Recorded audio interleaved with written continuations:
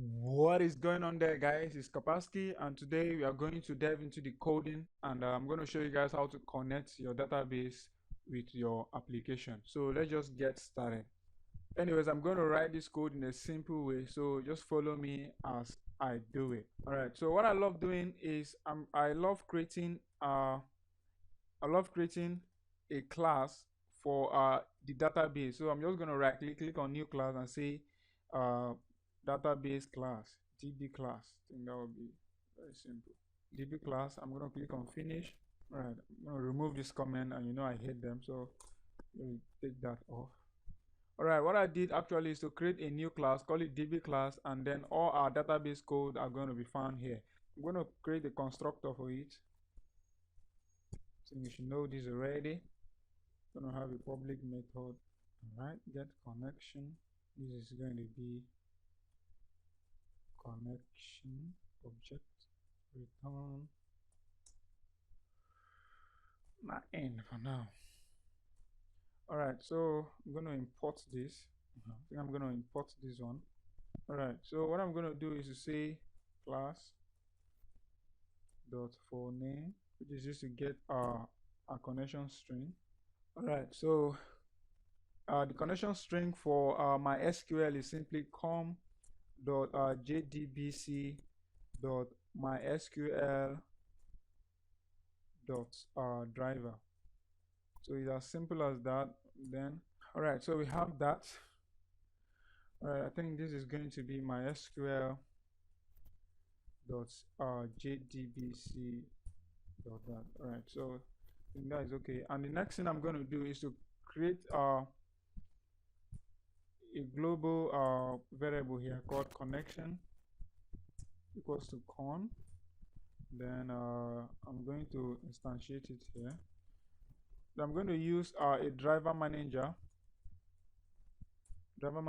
dot get connection, and then I'm going to pass in the string.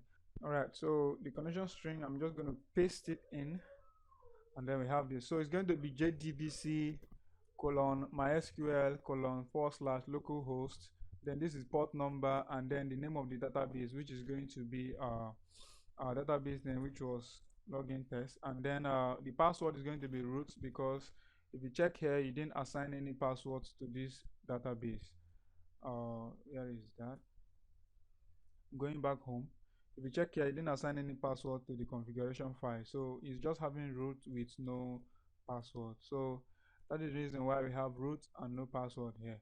All right, so what I'm going to do is I'm going to then return the connection string, which is going to be con, and then here. All right, we're having errors because it's telling me to try and catch an exception, as you can see here. So what I'm going to do, I'm just going to alternative enter, then I'm going to catch surround block with try catch. So it's very simple. And anyway, so I'm going to add this also, add it to the clause. All right, so missing return of, so I'm going to paste that one here. All right, so what we've successfully done is to actually get the connection string for our database. And if you don't get it, just leave me a comment and I will explain it more in details for you. So I just want to do a recap of what we've done here.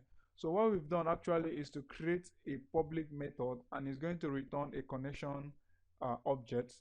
So we call it get connection.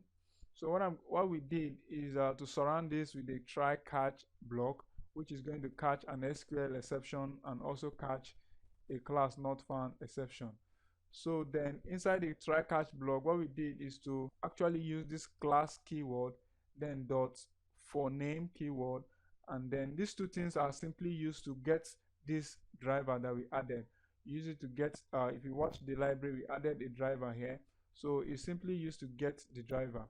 And then we created a public or a global variable of connection type, and then we assign it driver manager, which is from the library, and then we say dot get connection, and then we pass in the connection string.